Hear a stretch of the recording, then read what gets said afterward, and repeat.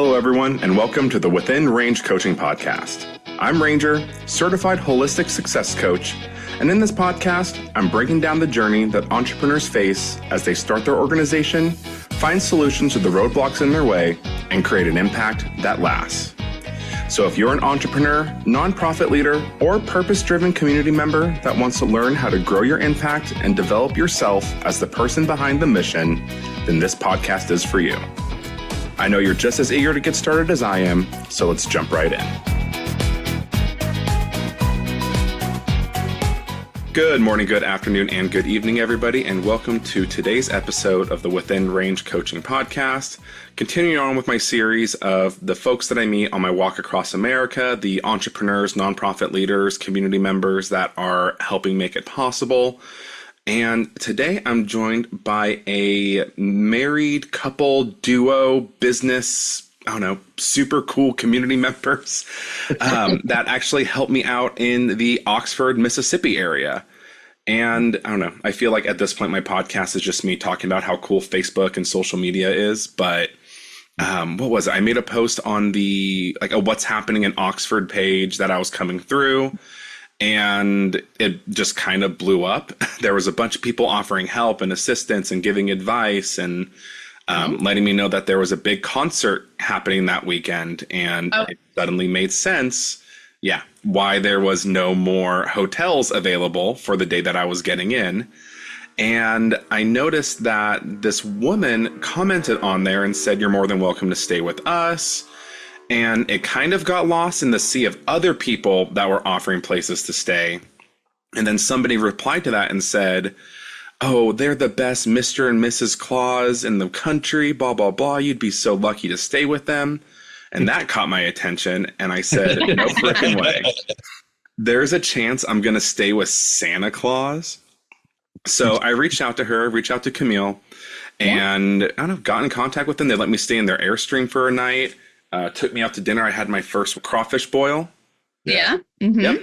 So got to do that and ended up meeting Mr. Kent Breckenridge, but I'll let them kind of introduce themselves. But today we're joined by Camille and Kent Breckenridge, Santa Breckenridge, and Mrs. Claus. How's it going, you guys?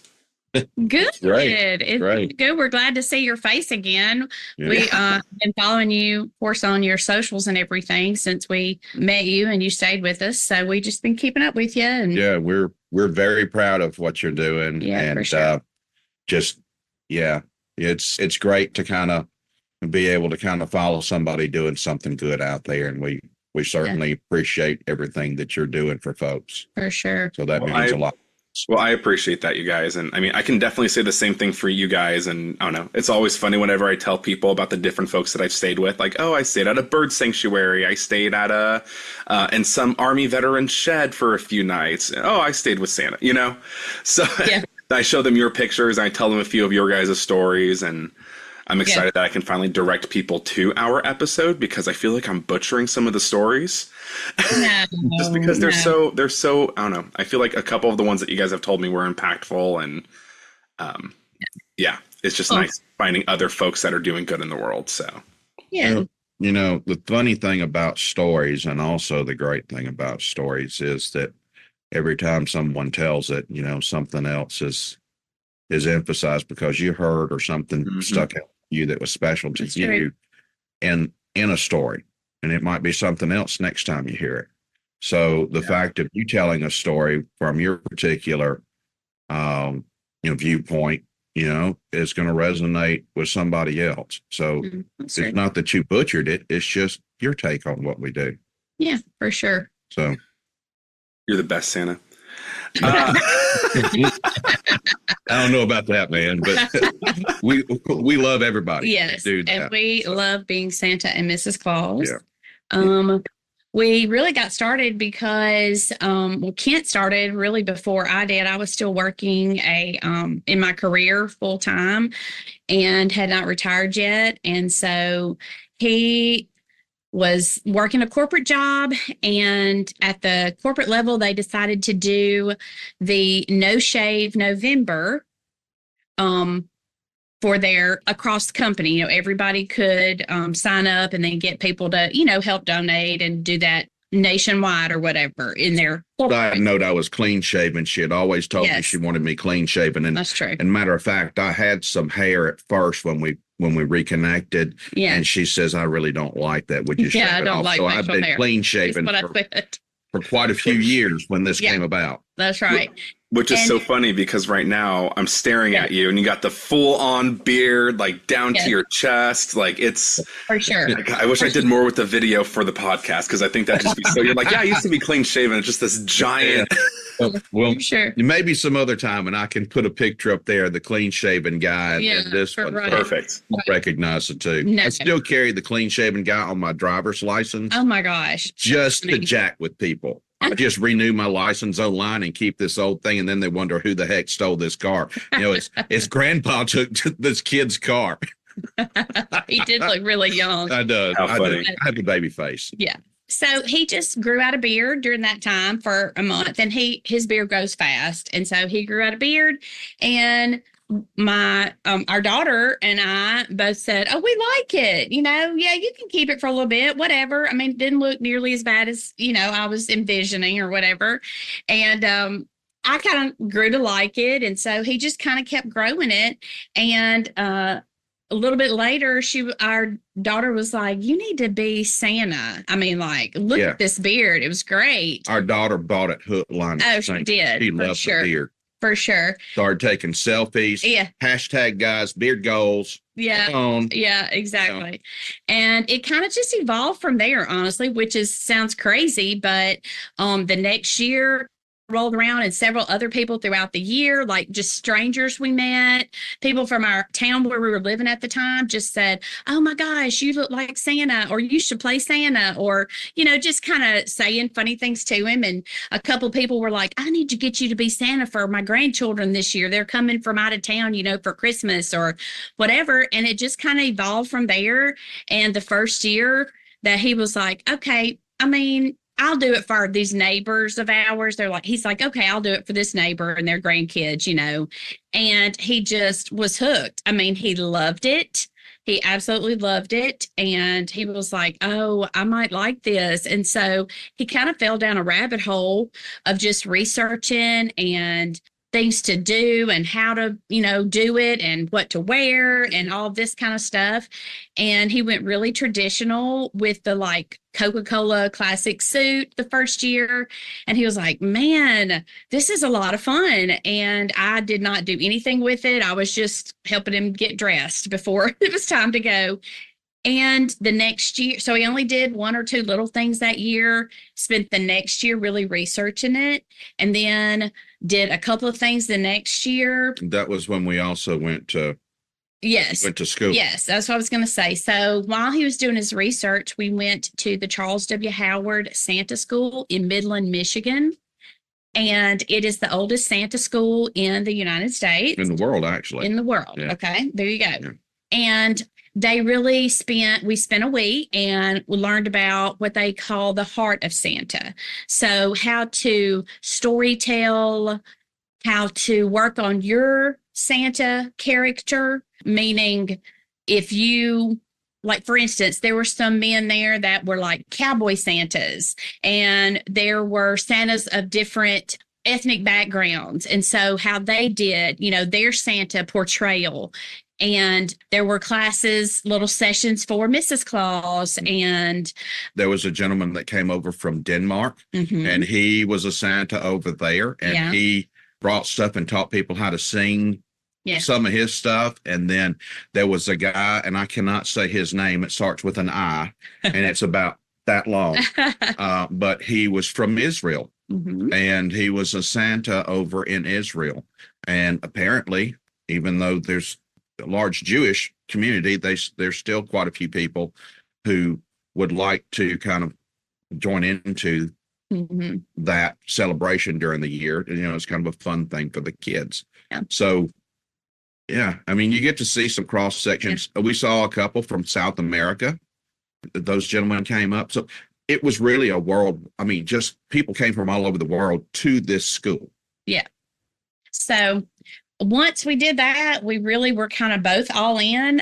He we took off a little bit of time. He had some health issues one year, and it took a little time to get those addressed, a couple months. So we didn't really do a lot.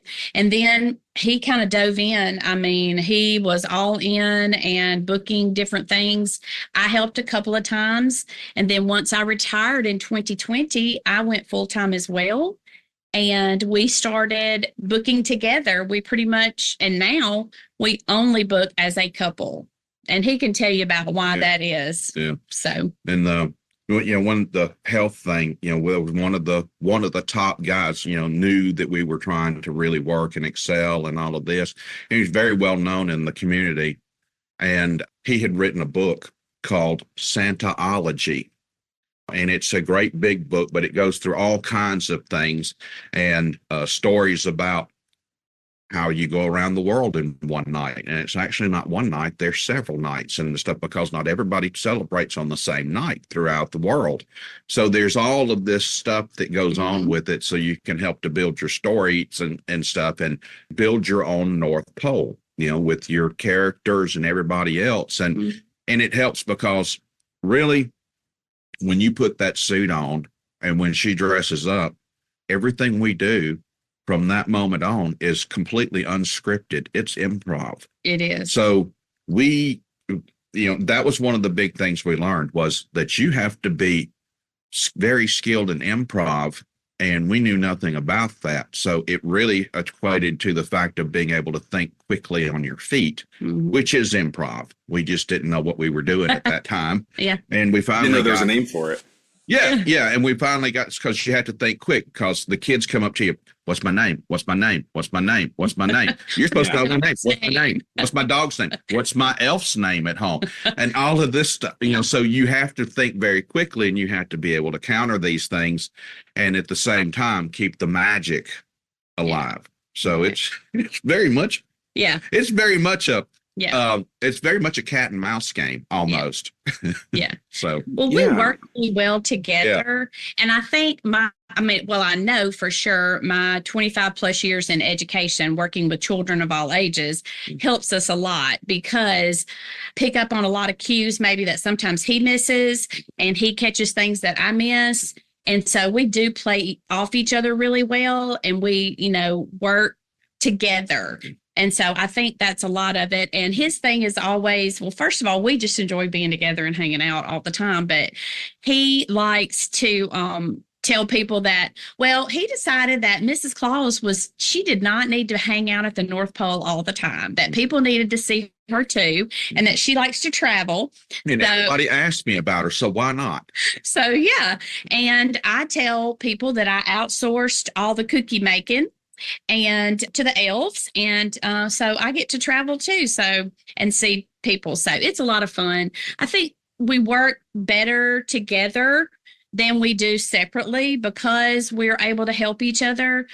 I might pick up on something a child said before they ever came to us, or he might pick up on something an adult said, and then we can play off of that. And we can feed that information quietly to each other. Yes. So that if I hear the child's name, but she didn't, I can say, this is so-and-so, or the parent said this or something. So when the greeting comes, it's instantly, because the parents are back in line. They don't realize that we're also listening. Yeah. So when we do that, then it's like, oh my gosh, it's this magical moment right there. And then typically, if we know 3 or 4 pieces of information that a parent or a friend or family member can share with us before that child gets to us, we can keep a child that's maybe kind of on the edge of not believing anymore, to help them keep the spirit of Christmas alive. It's not about Santa and Mrs. Claus. It's about the spirit of Christmas, which is not one day a year.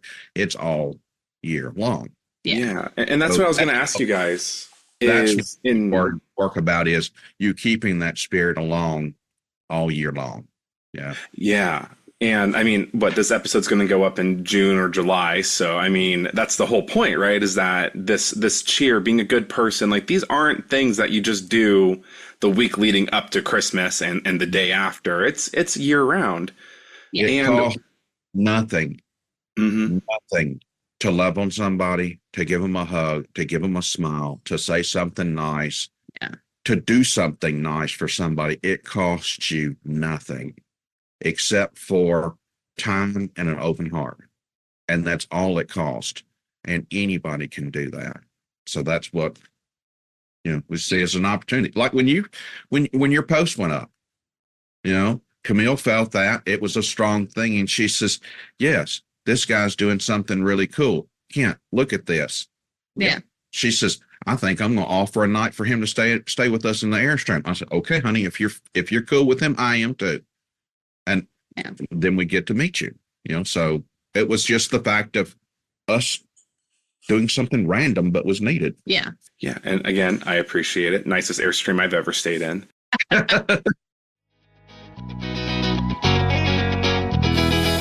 Hey, listeners, if you're finding this episode thought-provoking and you're wondering how to take what you've learned and your own experiences to help others, I'd love to chat with you. Let's dive into a coaching call, and your first one is on me. Just head over to the link in the show notes labeled Coaching Call Interest Form, and we'll set up a time that works for both of us. I can't wait to connect. With that, you've touched on it a little bit, but just as like a more pointed question, what does it really mean to be Santa and Mrs. Claus? Like you talked earlier about the heart of Santa. Like for you guys, what does that mean? Well, what I look at is that, people ask me all the time, are you really the real Santa? And I don't say yes. I don't say no. I just say I represent the spirit of Christmas, which is peace, love, joy, and happiness, and a glimmer of hope. Someone might be having a hard time and stuff, and it might be a bad day. It might be a bad month. They might be having a bad year, but doesn't mean it's a bad life. Right. So we're there to let people know that there may be strangers out there that care about them more than they care about that they matter, and when somebody thinks that they don't, and we've run into some really difficult situations where people needed some love. They needed an arm around them. They needed someone to sit there and say, you know what, that's tough, and to just to listen. And that's a lot of it, man. Yeah. I mean, it really is. I think that's one reason why we focus more on the events that we do, the gigs that we book, where we are able to spend more time with each child. We can take 2 or 3 minutes rather than 30 seconds. There are a lot of places where you can go and get your picture made with Santa, like at big box stores, right? They have a display and you can go and get your picture made with Santa. But we want to interact with the children, with the families. So for us, the events that we choose to be a part of, we are able to spend time to ask questions, have the children talk to us, have the families talk to us. There are many times a parent will let us know, like as they walk up, my child has, special needs. Mm-hmm. So we really are very conscious of that and very aware of those situations. So we try to do everything we can to make the child feel comfortable. She's much more cognizant of that because of her time in teaching. Yeah. I knew that there was something I needed to know, and I didn't feel equipped.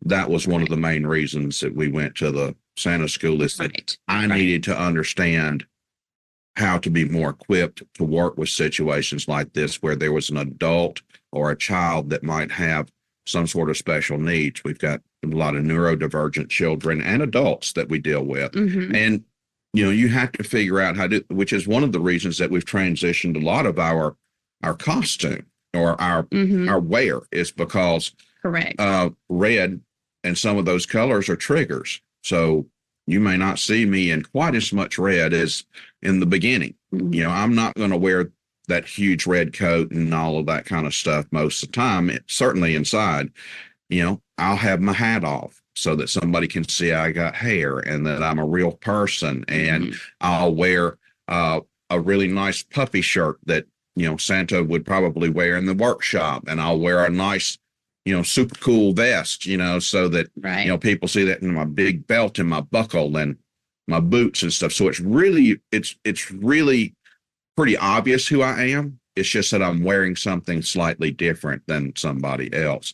And if the children seem to be a lot more at ease with that, Yeah. And the ones that are Agree. really wary, they'll come to her first, and then we'll kind of play off of that and stuff. And then we like those gigs where, yes, we can interact, but we also like them where we're there a good bit of the day and we've interacted with lots of children. And then some of the ones who have just really having a great time can come back and visit with us throughout the day. And hey, let me tell you what I was doing. I was just petting the reindeer. I was out there petting the alpacas. I held the bunnies. There was all of this that goes on. They come back and give us reports, on all of this kind of stuff. It's fun. It's a lot of fun. It is, for sure. Yeah. I was going to say it's funny because it sounds like, Camille and Kent went to Santa school, but the way that you guys dress, it looks like Mr. and Mrs. Claus went to fashion school. Because you guys, like you said, you're not just in that traditional red big coat and whatever Mrs. Claus wears traditionally. Like, you guys look like sharp. Like, it looks very much, like you said, what you would think that they would wear going out, but very much still, who they are.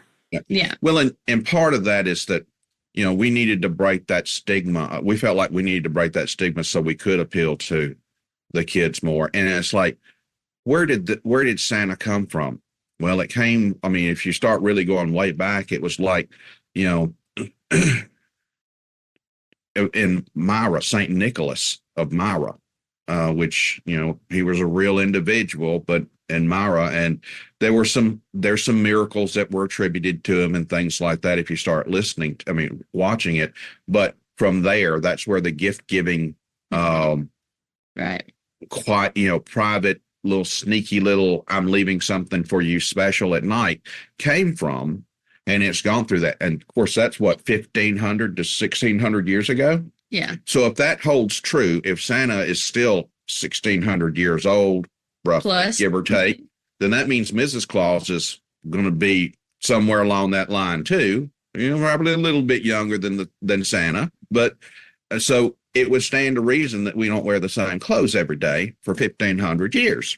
So we probably have a closet full of clothes by now. And that's one of the things we tell them. So look, you don't wear the same shirt every day. We don't wear the same clothes every day. Right. But we kind of has changed at that length of time. And it's like, Blitzen, Blitzen brought the hooked up and brought us down in the Airstream. We're parked outside here. And we brought a week's worth of clothes with us because we're making the rounds, guys. Yeah. What about that? Yeah. So we really do try to make it fun, but we break it down real too, so that they're like, really? It's not just candy canes and fairy tales. We try to make it, and people realize that we're a real person, and it's gotten to the point now to where there are children who know us throughout the year, and they know us as Santa and Mrs. Claus. Right. That is our true identity to them. Our alter egos, or our aliases, are Mr. Kent and Miss Camille.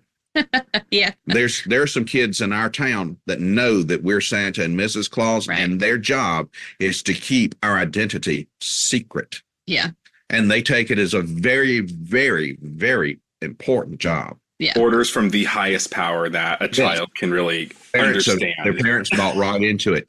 Cannot tell anybody who they are. Right. You got to keep the secret. You got to help them keep it alive. Keep that magic alive. So when we walk in a place and either one of them are there, Etta or Avery are there, they kind of look at us and wink or something like that, or they put a thumb up because they know, but they're like, and it's like, we got it. Yeah. So we know the real people. And the same thing at the reindeer farm. Those children up there, they know who they believe that we are. And our alter ego or alias is Mr. Kent and Miss Camille. Yeah. And we've gone to water parks with those kids, and they're like, how cool is it? We get to go to the water park with Santa and Mrs. Claus. Oh yeah, but we can't tell anybody. Yeah. So that's precious. And there's also that layer of like that responsibility that you also have to maintain a certain, I guess, perception or appearance in public. Like, how does that, is that a lot of pressure? Like what is that experience like for you guys? I don't think it's a lot of pressure, but it does We do think about Mm-hmm. before we go places that we might go or what the crowd is going to be like. Yeah. If we were going someplace and there was going to be a lot of alcohol involved, but there were also children that were going to be present for whatever reason, if the event was set that way, we might not drink anything at all. Right. You like a glass of wine or a mixed drink too, but as Santa and Mrs. Claus, we're not going to do that in front of a child.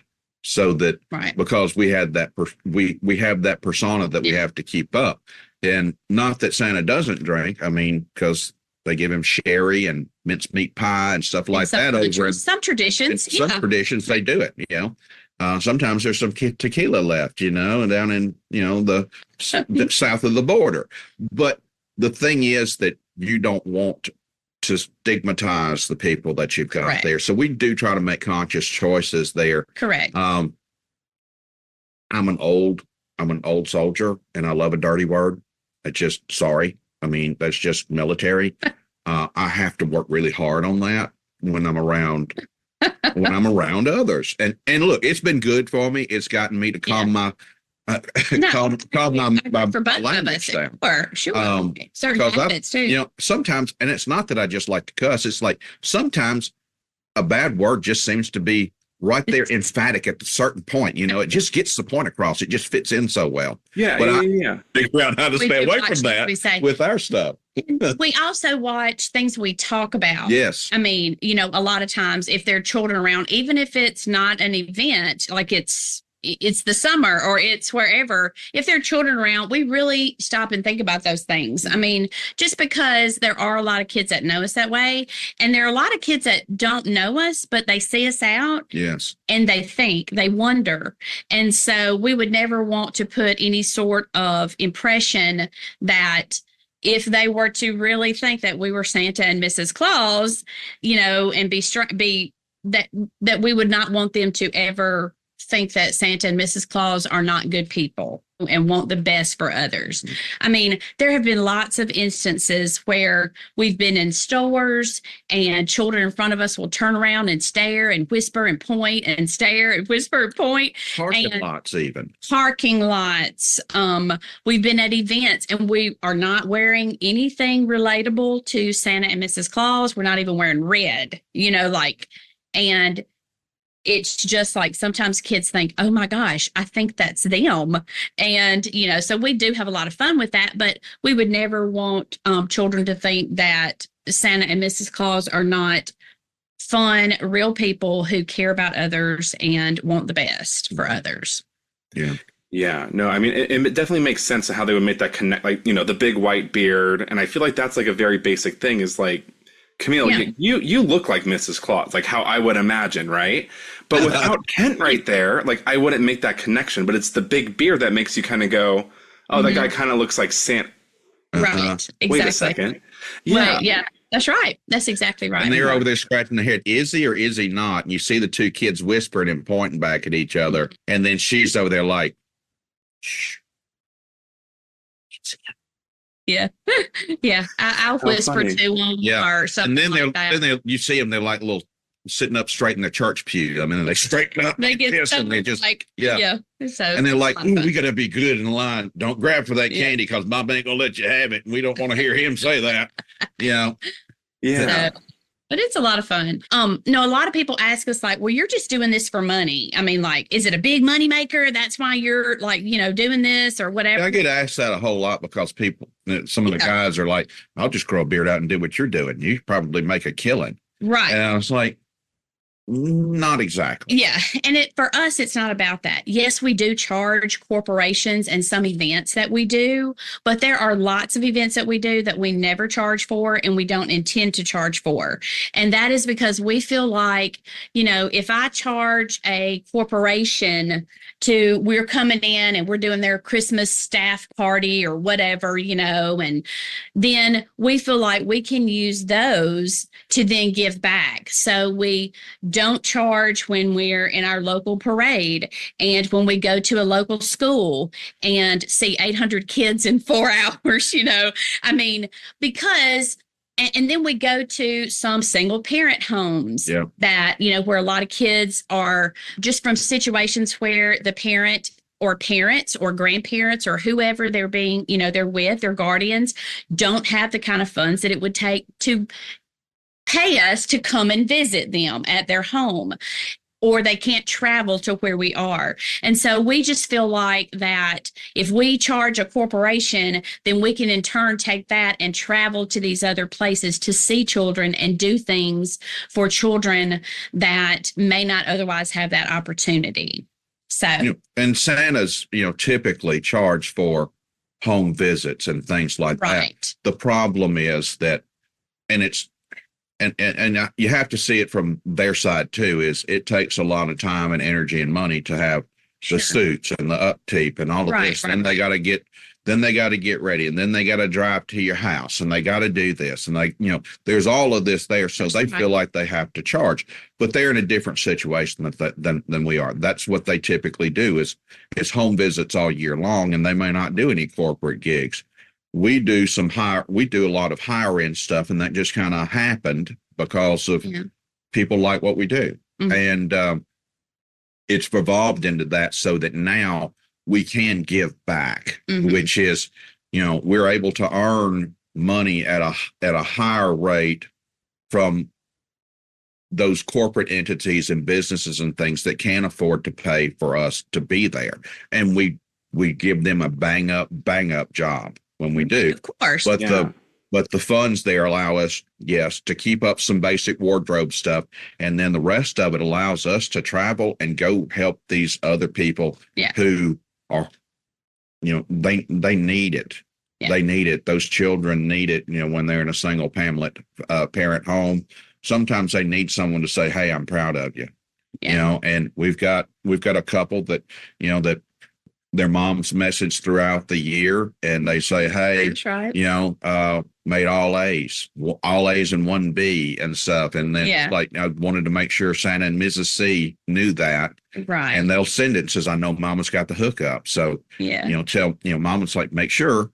And then as soon as we come in the door, because we've seen these children grow up, they come in and just bear hug us at the door, because they know that we're not related to them. We're just a couple of folks that really truly love them. Yeah. And they don't know us from Adam's house cat. They really don't. So, but that's fine. It's about unconditional love. Yeah. And that's a hard thing to find in this world now. Yeah. So we feel like we're fortunate to be placed in that situation. Yeah. And it sounds like that's really at the heart of it for you guys, is that peace, love, happiness. And the one that hit me the most was a glimmer of hope. Yeah. And it sounds like that's really what you aim to do by doing these house visits to, I can't think of a better word, but like the less fortunate or, single family, sort of single parent households and kids that really do need that extra little push. Yeah. And I came up, throughout my life, I'm I'll be 58 here in a couple of months. So, life has been interesting, but it has been definitely hard. And I've had a rough go of some things when I was younger and as a young man and stuff. And I realized that,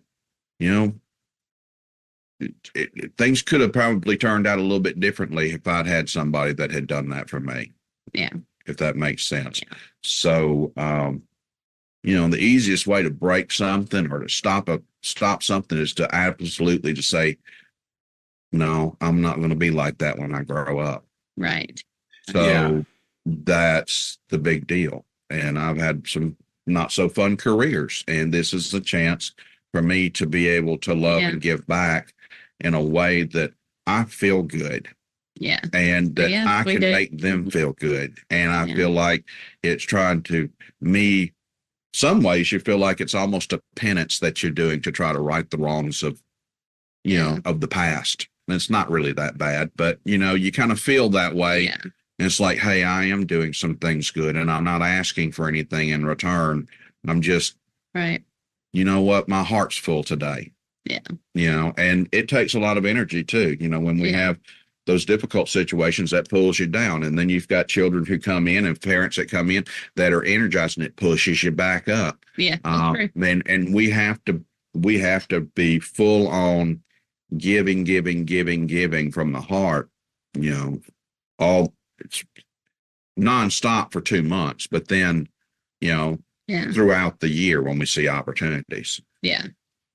And I think my background in education, like I said, I was in public education, and Mississippi has a large population of what is considered low, middle, and lower class. And I hate to use those terms, but that is socioeconomically where they are. Okay.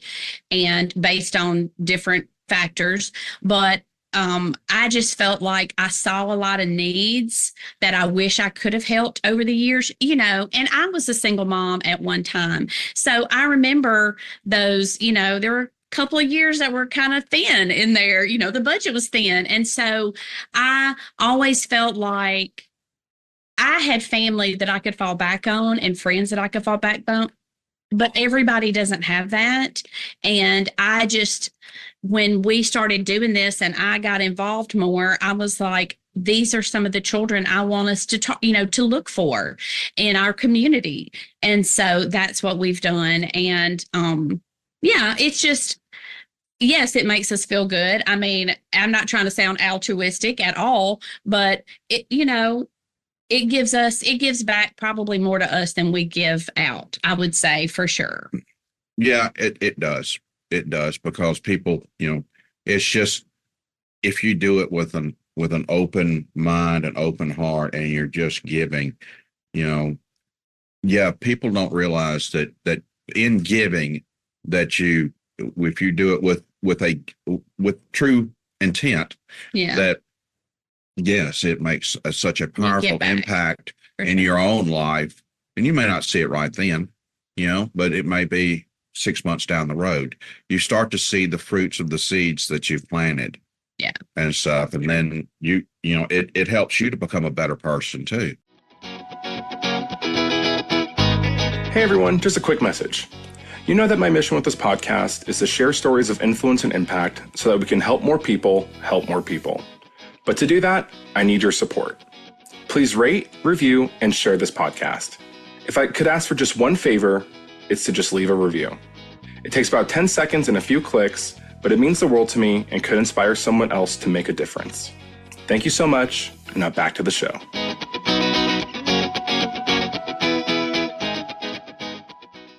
What's also sticking with me from your guys' story is this all started because you did No Shave November. Yeah. Like, that's such like a small...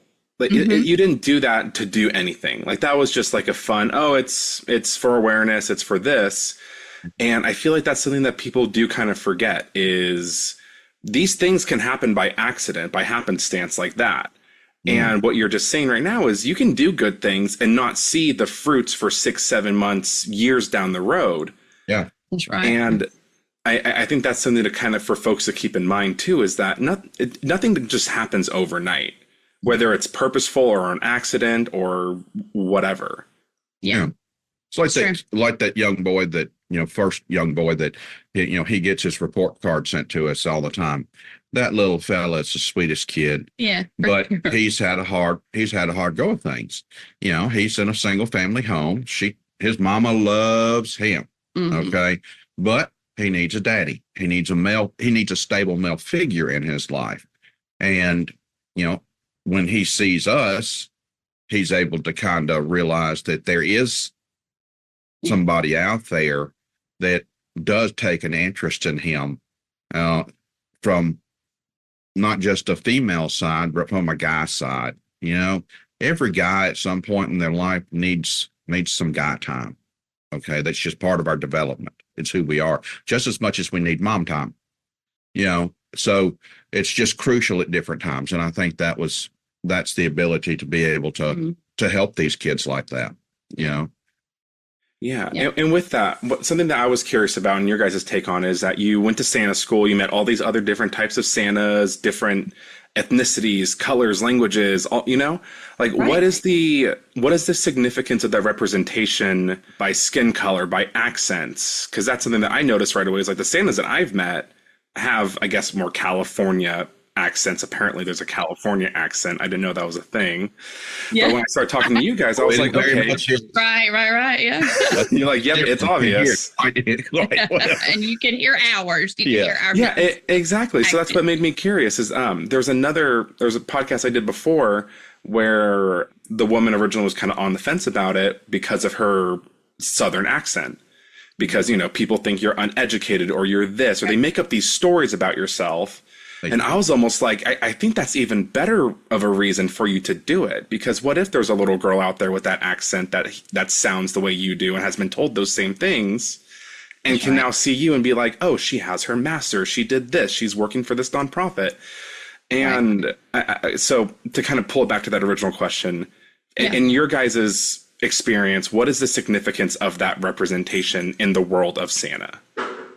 Well, I will tell you, this goes back to you asked for what is our intent, okay, with this episode. And for me, my intent with the episode, with everything I do with Mrs. Claus, is it matters not what you sound like, look like, or dress like. It is how you treat others that is going to create that connection. That's what people are going to remember. So I have a lot of times that I've had people say, but you're not wearing the little bonnet, or you're not wearing your apron, and you're not at, cooking cookies at the North Pole. Do kids really believe that you're Santa, that you're Mrs. Claus? And I always say, none of that matters. It's how you made that child feel. A warm smile, a kind word, and a pat on the back will have any child convinced that you care about them. And that's all that matters to me. When in this role, that is all that matters to me. Yeah. That's my intent. Yeah. And we're active with the kids. Most of them sit in a chair and you come by in a procession and you're just like, hey, kid, what do you want for Christmas? Yeah. And stuff. And they're older gentlemen. I get it. They may not be able to stand on their feet. We're younger. Yeah. And yes, we tend to be more active with them. We don't sit down hardly any most of the time. That's true. We're up and we take pictures with them. We're interacting with them. If we can sneak up behind somebody and be mischievous and look over what they're writing on their list or something, we try to do that. Or we might even go over and say, ooh, that cookie looks good. What is that? Right. Yeah. Well, and I think, the diversity that you're talking about really is like the whole point. I mean, first of all, some children don't know that Santa's out there. They, this portrayal of Santa from the Coca-Cola Santa in the 50s and 60s it's a big, fat, jolly white dude with pink cheeks and, a hearty laugh. But that's not the case. I mean, I think Santa, because of the way we feel about it, Santa is all colors. He's all ethnicities. He's all religions. He's, what I mean? Like, and it's just hard for me to think that you have to put Santa and Mrs. Claus in this little box, because as children, they're all different. We're all unique as human beings, no matter what race, what, age, what ethnicity, what anything. We're all different. So why wouldn't Santa be different? And I think it lets children see that those different Santas that we met, Santa speaks your language, or, Santa's the same skin tone as you, or Santa comes from the same area that you do, or Santa likes cowboy boots just like you do. And so there are a lot of different ways I feel like to look at it. And for me, Santa is, just as Kent said, Santa's a spirit and a kindness and a generosity and a caring person. And he can look all different sorts of ways to us. Yeah. And people do have, people do have some pretty strict thoughts about that. Some like, oh, I don't like Santa because, that represents commercialism and not the true reason for Christmas, the reason for the season, everybody says. Right. And it's like, no, that's not necessarily true. We're doing that. Yeah. We're doing exactly. that. I'm not trying to promote commercialism or anything. Yeah. I'm there to represent, and she is too, the spirit of Christmas. Yeah. And that's completely different. And that actually aligns with, the reason for the season, the Christian beliefs of that. But that's the way For we those believe. that believe. Yeah, That's but right. that's the way we believe. We don't care who you are. We don't know what your background is. We don't care whether you believe or not. Well, actually, we do. I mean, we wish that you would believe and Right. and have some of the same faith that we do. But if you don't, that's okay. We still love you. Yeah. We don't care. Yeah. I'm still going to hug you. I'm still going to pick at you. I'm still going to play with you and stuff. And we're going to have a good time. Yeah. And I don't care where you're from. If you give me half the time of the day, we're going to have a good time. Yeah, kind of just like getting back to that again, that root of what the spirit means, like the holiday spirit, what Santa means, what Christmas is all about. And sure, there is that aspect, like you said, like the Coca-Cola Santa, like it does very much play into that commercialism, right? Like it's basically advertising for the most part. Sure. But just because that's the perceived perception, I guess, doesn't mean that you guys can't really fall and live and walk in that, what it is really about. Yeah. Well, the red suit, that was Coca-Cola.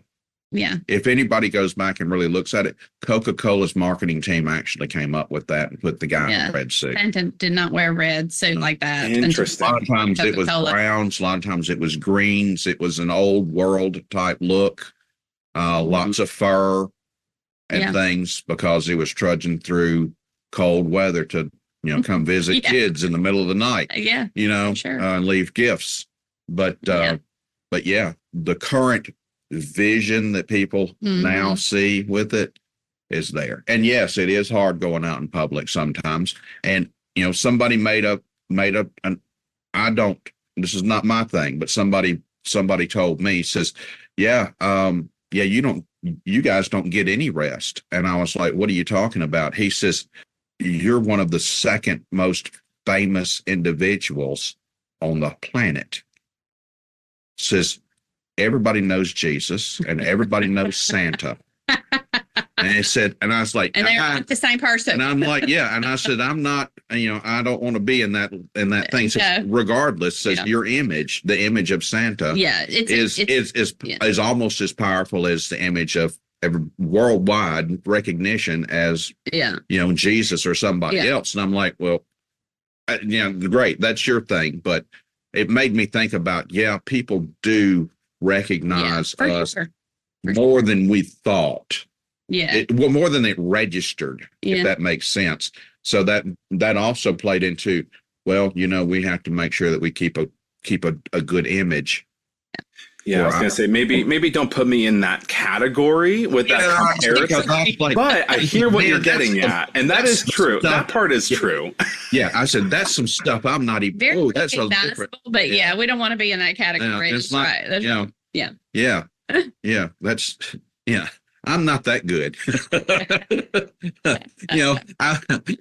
I love it all and everything, and I love Jesus, but I'm telling you, I don't measure up. Gotcha. None of us do. So and I mean we'll get more information from where everybody can follow you on socials and everything in a moment. But there is one story that you guys told me about that I thought was the one that I, in my opinion, butchered. About there was that little girl that her dad said her name. Can you just tell that? I that's the story I want on record for me to even go back on and re-listen to.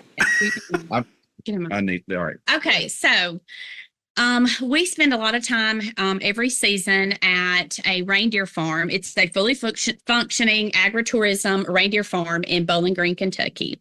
And the owners are friends of ours and their family. We love them. But anyway, we go up there and spend a good bit of time. And one of the first years we were there, it was probably the second year we were there, a mom and dad came with their daughter, and they were in line with some other friends that they had come with. So a little group of the girls that were friends.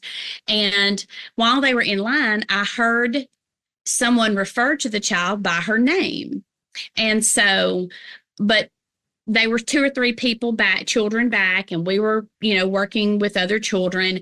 And when it was her turn, I called her by her name and I said, "Oh, Valentina, we are so excited to see you. We've been waiting on you all day."